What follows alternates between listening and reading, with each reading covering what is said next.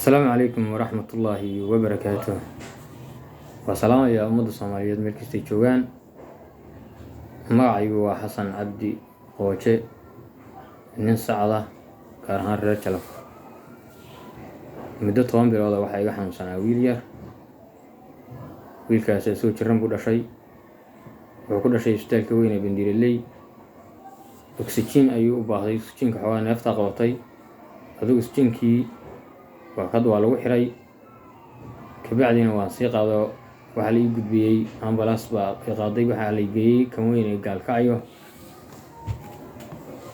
kabacdi 2 bilood ayaan isbitaalka kula jiray.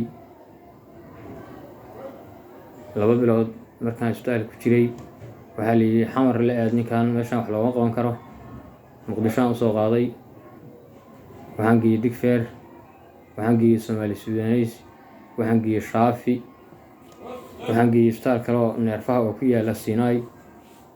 kulligood waxay isku raaceen iskaamadoodii iyo wixii markii la isku daray inaan ninkan wax looga qaban karin Soomaaliya ama dalka, haddii dibadda ama Hindiya ama Masar la geeyo in wax laga qaban karo. codsiga marka wuxuu ku socdaa Soomaali weyn. Soomaaliyay ilma reyaal far kaliya fool ma dhaqdo. anigu waxaan hayay waa iga go'een. waxaan ka codsanayaa ninkaas inaad ila daaweysaan oo ii istaagtaan oo ii kacdaan. waxaan meesha ka maqnayn Daahir Cali Sow in adeerkay halkan waa ka salaamayaa. inaad fiiyo waa sidoo soo gaara Daahirow. waxaan ka codsanayaa ninkaas inaad u istaagtid karaankaaga waxaa kartid ila daaweysid dhakhtarka ila geysid. halkan waa ka salaamayaa waana kaaga duceynayaa. nin waxsina wanaagsan baa tahay. nin sharaf iyo karaamo lahaa tahay. waa ku naqaanaa waana asxaabtaana ka mid baan ahay hoos ka daawata. marka inaad yarow waxaan ka codsanayaa fiidiyowga waa soo gaari doonaa inay istaagtid. Soomaali dhammaantood ninka la soo socodsiin in kala qolqoyn maayo. ilma yarow ninkaas iga xanuunsanaya tuugsan maayo.